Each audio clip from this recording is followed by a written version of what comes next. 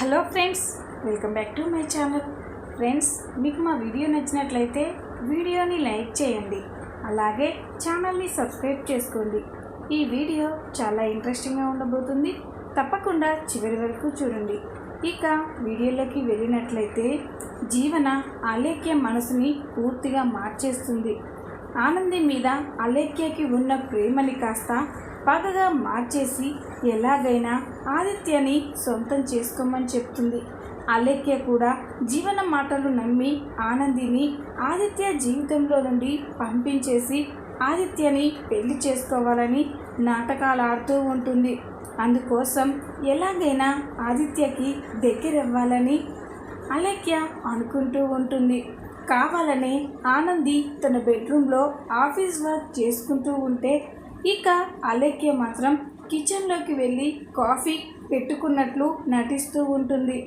కిచెన్లోకి వెళ్ళి కాఫీ పెడుతూ ఉంటే అప్పుడే ఆదిత్య హాల్లో కూర్చొని ఏదో ఆలోచిస్తూ ఉంటాడు. అది గమనించిన అలేఖ్య, ఇదే సరైన సమయం, ఆదిత్యకి నా మీద ఉన్న ప్రేమని బయటికి వచ్చేలా చేస్తాను. ఏది ఏమైనా సరే, నేను ఏమైపోయినా సరే ఆది నా సొంతం కావాలి. అలా కావాలి అంటే నేను రిస్క్ తీసుకోవాలి అని చెప్పి అలేఖ్య తన చున్నీని కావాలనే అక్కడే మండుతున్న గ్యాస్ పై వేసేస్తుంది. దాంతో అలేఖ్య చున్నీ అయితే కాలిపోతూ ఉంటుంది. ఇక అలేఖ్య కావాలనే, అక్క నా చున్నీ కాలిపోతుంది, కాపాడండి అని పరిగెత్తుకుంటూ హాల్లోకి వస్తుంది. అలేఖ్య అలా వచ్చేస్తూ ఉంటే ఆదిత్య కూడా అలేఖ్య చున్నీకి నిప్పంటుకోవడం చూసి కంగారు పడిపోతాడు. ఇక అలేఖ్య ఆ చున్నీని అక్కడే పడేసి పరిగెత్తుకుంటూ వెళ్ళి భయపడినట్లుగా నటిస్తూ ఆదిత్యని గట్టిగా హగ్ చేసుకుంటుంది. బావగారు, నాకు చాలా భయంగా ఉంది బావగారు అని ఆదిని గట్టిగా పట్టుకుంటూ ఉంటే ఆది మాత్రం చాలా టెన్షన్ పడుతూ ఉంటాడు. అప్పుడే ఇక సీను కూడా అలేఖ్యకి ఇష్టమైనవన్నీ కూడా తినడానికి తీసుకొని ఇంటికి వస్తూ ఉంటాడు. సీను ఇంటికి వచ్చేసరికి ఆదిత్యని అలేఖ్య అలా హగ్ చేసుకోవడం చూసి ఒక్కసారిగా షాక్ అయిపోతాడు. ఇదేంది, చిలకమ్మ ఆదిత్య బాబుని గట్లా అల్లుకుందేంది అని కంగారు పడుతూ ఉంటాడు. ఇక అప్పుడే జీవన కూడా అక్కడికి వస్తుంది. జీవన అక్కడికి వచ్చేసరికి అలేఖ్య ఆదిత్యని హగ్ చేసుకోవడం చూసి జీవన అయితే సంతోషపడిపోతూ ఉంటుంది. ఎస్, ఇది కదా నాకు కావలసింది. ఇప్పుడు ఆదిత్య మనసులో అలేఖ్య మీద ఉన్న ప్రేమ బయటికి తన్నుకొచ్చేస్తుంది అని జీవన అనుకుంటూ ఉంటుంది. ఇక వెంటనే ఆనంది దివ్య చున్నీకి నిప్పంటుకుంది అని పిలవగానే ఆనంది, సునంద, శశికాంత్, చైతన్య అందరూ కూడా అక్కడికి వచ్చేస్తారు. ఇక అక్కడికి వచ్చేసరికి అలేఖ్య ఆదిత్యని హగ్ చేసుకోవడం చూసి అందరూ ఒక్కసారిగా షాక్ అయిపోతారు. ఇక సునందకైతే చాలా కోపం వస్తూ ఉంటుంది. ఇక కోపంతో దివ్య, ఇంకా ఆదిని వదిలేసాయి అని అంటూ ఉంటే అలేఖ్య మాత్రం కావాలనే ఆదిని హగ్ చేసుకొని, లేదత్తయ్య గారు, నాకు చాలా భయంగా ఉంది, నేను బావగారిని ఇలాగే పట్టుకుంటాను అని అంటుంది. అలేఖ్య అలా అనేసరికి ఇక సునందకి చాలా కోపం వస్తుంది. దివ్య, మర్యాదగా ఆదిత్యాన్ని వదిలేసాయి అని గట్టిగా లాగేసరికి ఇక దివ్య అయితే భయపడిపోయినట్లు నటిస్తూ ఉంటుంది. ఇక ఆనంది మాత్రం, అత్తయ్య గారు, తనకేం తెలుసండి, తనకి చున్నీకి నిప్పంటుకుంటుందన్న భయంలో ఆదిత్య గారిని అలా పట్టుకుంది అని ఆనంది అంటూ ఉంటే ఇక సునంద, ఆనంది, నువ్వు ఏం ఆలోచిస్తున్నావో, ఏం మాట్లాడుతున్నావో అర్థం కావట్లేదు అని అంటూ ఉంటే ఇక ఆనంది దివ్యతో, ఏంటి దివ్య, నీకేమన్నా కావాలంటే నన్ను అడిగితే నేను తీసుకొచ్చి ఇస్తాను కదా, నువ్వు ఇలా కిచెన్లోకి రావడం ఎందుకు అని అంటుంది. అప్పుడు ఇక దివ్య, అది కాదక్క, నువ్వేదో వర్క్ చేసుకుంటున్నావు, అందుకే నీకెందుకు ఇబ్బంది అని నేనే కాఫీ పెట్టుకుందామని వచ్చాను, అప్పుడే నా చున్నీకి అనుకోకుండా నిప్పంటుకుంది అని దివ్య నటిస్తూ ఉంటుంది. ఇక ఆనంది కూడా, సరే సరే, ఇక మీదట నీకేం కావాలన్నా నన్నే అడుగు, నేను తీసుకొస్తాను, నువ్వు ఇంకోసారి కిచెన్లోకి రావద్దు అని ఆనంది చెప్తుంది. ఇక అందరూ కూడా అక్కడి నుంచి వెళ్ళిపోతారు. ఆదిత్య, సునంద, శశికాంత్ మాత్రం చాలా కంగారు పడుతూ టెన్షన్ పడుతూ ఉంటారు. ఏంటి ఈ అలేఖ్య ప్రవర్తన రోజు రోజుకి విచిత్రంగా ఉంది. ఆదిత్యపై ప్రేమని చూపిస్తుంది. తనకి గతం నిజంగానే గుర్తు రాలేదా, లేకపోతే గుర్తొచ్చినా కూడా నటిస్తుందా అని సునంద ఆలోచిస్తూ ఉంటుంది. ఇక సీనుకి కూడా ఏమీ అర్థం కాదు. ఏంటిది, నేను ఏం చూస్తున్నాను? నిజంగా దివ్య అమ్మాడి జీవితానికి అడ్డుపడేలాగే ఉంది. గప్పుడు సునందమ్మ చెప్తే ఏందో అనుకున్నా కానీ ఇప్పుడు నా కళ్ళతో చూసినాక చిలకమ్మ ఇక్కడ ఒక్క క్షణం కూడా ఉండడం మంచిది కాదని అర్థమైపోతుంది. ఇప్పుడు ఏం చేయాలి? మూడు కళ్ళ స్వామి, నువ్వే మా అమ్మాడి జీవితాన్ని నిలబెట్టాలి అని సీను అనుకుంటూ ఉంటాడు. ఇక ఇంతలోనే పద్మమ్మ, సింహాద్రి ఇంటికి వస్తారు. వాళ్ళు ఇంటికి రావడం చూసి సునంద, శశికాంత్, ఆదిత్యలైతే చాలా సంతోషపడుతూ ఉంటారు. ఇక సునంద, రండి పద్మమ్మ, రండి సింహాద్రి గారు, కూర్చోండి అని మర్యాదలు చేస్తూ ఉంటారు. ఇక సునంద, ఏంటి ఇలా వచ్చారు అని అడిగితే అప్పుడు పద్మమ్మ, గదేనమ్మా, మా దివ్య ఉంది కదా, దివ్యని తీసుకొని పోవనట్టుంటుంది, గట్ని మీకొక మాట చెప్పినట్టుంటుంది అని వచ్చాము అని పద్మమ్మ అంటుంది. ఏంటి పద్మమ్మ అది అని అంటే, మీకు తెలిసిందే కదమ్మా, మొన్న దివ్య తలకి దెబ్బ తగలడం వల్ల జరగాల్సిన శుభకార్యం ఆగిపోయింది. అందుకే మళ్ళీ ఆ శుభకార్యాన్ని ఇంకా ఆలస్యం చేయడం మంచిది కాదు. పంతులు గారిని అడిగాము, ఇంకో 2 రోజుల్లో మంచి ముహూర్తం ఉందని చెప్పారు.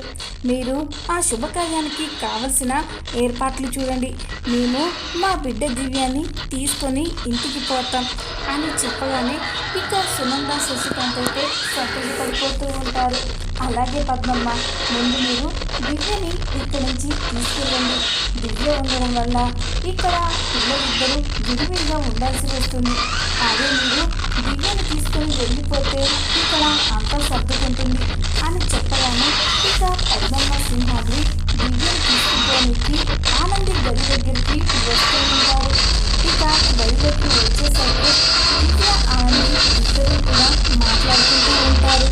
అప్పుడే పద్మమ్మ, సింహాద్రి దివ్యను చూసి చాలా సంతోషపడుతూ ఉంటారు.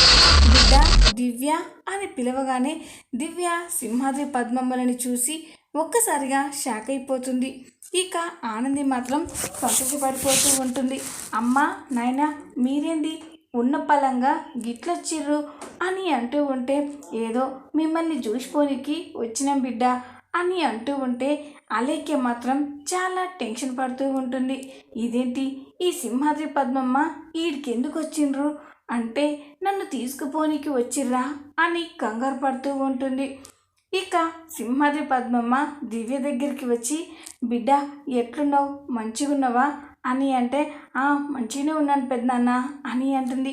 పద్మమ్మ దివ్యని చూసి చాలా సంతోషపడుతుంది.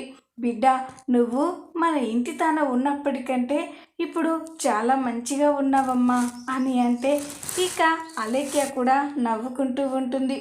ఇక అప్పుడే సింహాద్రి, సరే బిడ్డ, గిట్లా వేరే వాళ్ళ ఇంట్లో ఇన్ని రోజులు ఉండడం మంచిది కాదు, పద మన ఇంటి తానికి వెళ్దాం అని చెప్పగానే అలేఖ్య ఒక్కసారిగా షాక్ అయిపోతుంది.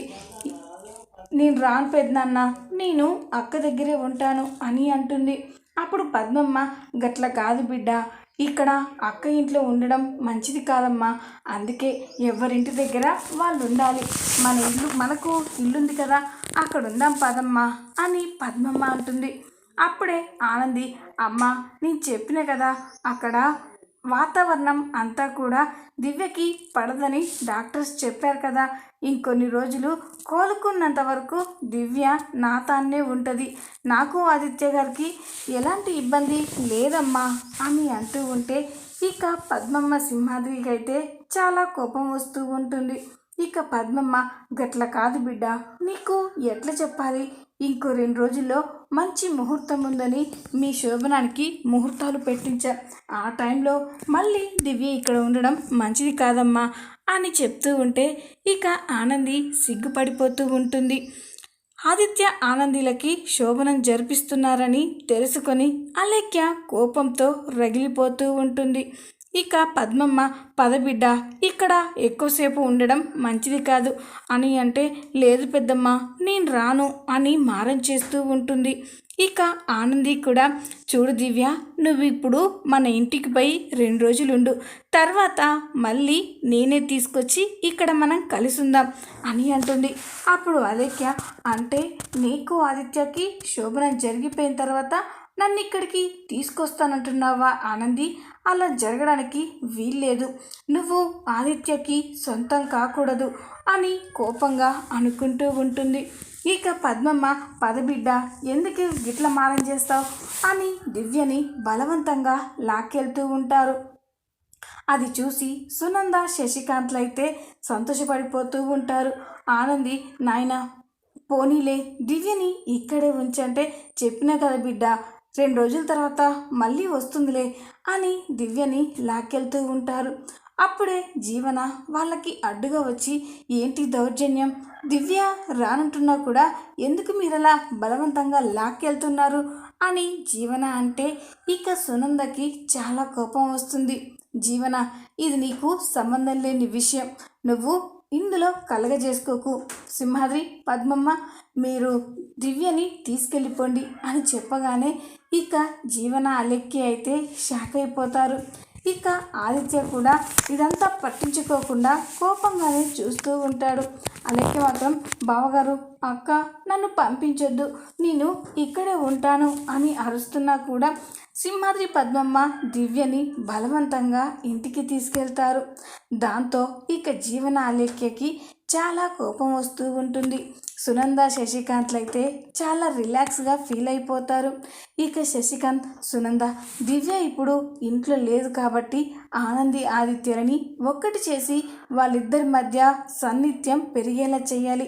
అలా చెయ్యాలి అంటే రేపు ఉన్న ముహూర్తానికే వాళ్ళిద్దరి శోభనానికి ఏర్పాట్లు చేయాలి అని శశికాంత్ అంటాడు. ఇక సునంద కూడా, అలాగేనండి, ఇప్పుడే పంతులు గారిని పిలిపించి ముహూర్తాలు పెట్టిస్తాను అని వాళ్ళు ముహూర్తాలు పెట్టించే పనిలో ఉంటారు. ఇది తెలుసుకున్న జీవన అయితే కోపంగా చూస్తూ ఉంటుంది. అంటే దివ్యని ఇక్కడి నుంచి పంపించేసి ఆ కుట్టికి, బావగారికి శోభనం చెయ్యాలని చూస్తున్నారా? ఎలా జరుగుతుందో నేను చూస్తాను అని జీవన ఆలోచిస్తూ ఉంటే అప్పుడే అలేఖ్య జీవనకి ఫోన్ చేస్తుంది. అలేఖ్య నుండి ఫోన్ రాగానే జీవన ఫోన్ లిఫ్ట్ చేసి, చెప్పలేఖ్య అని అంటే అప్పుడు అలేఖ్య, జీవన ఏంటి ఇలా జరిగింది, నేను ఇప్పుడు ఆ ఇంట్లో లేను, ఆదిత్య జీవితంలోకి ఎలా వెళ్ళగలను అని అంటే అప్పుడు జీవన, చూడాలేఖ్య, నువ్విప్పుడు ఆదిత్య జీవితంలోకి వెళ్ళడం కాదు, ఆ ఆనంది ఇంకా రేపో మాపో ఆదిత్య గారికి సొంతమైపోతుంది, అదే నీ లవర్ ఆదికి సొంతమైపోతుంది. అదే జరిగితే మాత్రం జీవితంలో నీ ఆది నీకు దక్కడు అని చెప్పగానే అలెక్య షాక్ అయిపోతుంది. లేదు జీవన, అలా జరగడానికి వీల్లేదు, ఆదిత్య లేకుండా నేను బ్రతకలేను అని అంటుంది. అప్పుడు ఇక జీవన, మరి ఏం చేద్దాం, రేపు శోభనానికి ముహూర్తాలు కూడా పెట్టించేశారు, ఎలా ఆపడం అని అంటే ఇక అలేఖ్య, లేదు జీవన, ఇదంతా చూస్తూ ఉంటే అంత సులువుగా ఆది నా వాడయ్యేలా లేడు, ఆది పైకి అలా కనిపిస్తున్నాడు కానీ ఆనంది మీద చాలా ప్రేమ పెంచుకున్నాడు, ఆనంది లేకుండా బ్రతకలేకుండా ఉన్నాడు, అందుకే అందుకే ఆది నా వాడు కావాలంటే ఒకే ఒక్క మార్గం ఉంది అని అంటుంది. అది విని జీవన, ఏంటలెక్కి అది అని అంటే ఆనందిని ఆదిత్య గారి జీవితంలో నుంచి కాదు, అసలు ఈ లోకం నుండే పంపించేయాలి, అప్పుడే ఆది నా వాడవుతాడు. ఇప్పుడు నాకు ఆదికి మధ్య అడ్డుగా ఉన్నది ఆనంది మాత్రమే, ఆనందిని లేకుండా చేస్తే ఇక ఎలాంటి ప్రాబ్లమ్స్ ఉండవు, ఆది నన్నే పెళ్లి చేసుకుంటాడు అని చెప్పగానే జీవన షాక్ అయిపోతుంది. ఏంటలేఖ్య, మరి ఇంత వైలెంట్గా ఆలోచిస్తున్నావు అని అంటే ఇక అలేఖ్య, తప్పదు జీవన, నేను ఎంత సాఫ్ట్గా ఆదిని నా వాణ్ణి చేసుకోవాలని చూస్తున్నానో అది జరిగేలా లేదు, అందుకే ఇలా వైలెంట్గా ఆలోచిస్తున్నాను, అని చెప్తూ ఉంటే ఇక జీవన సరే అలెక్య, నాకు తెలిసిన కొంతమంది రౌడీలు ఉన్నారు, వాళ్ళ ద్వారా మనం అనుకున్న పని చేసేద్దాం, ఆనందిని బావగారి జీవితంలో నుండి తప్పించేసి నీకు బావగారి జీవితంలోకి వెల్కమ్ చెప్పేలా చేస్తాను అని జీవన అంటూ ఉంటుంది. మరి చూద్దాం నెక్స్ట్ ఏం జరగబోతుందో. ఈ వీడియో మీకు నచ్చినట్లయితే లైక్ చేయండి, సబ్స్క్రైబ్ చేసుకోండి.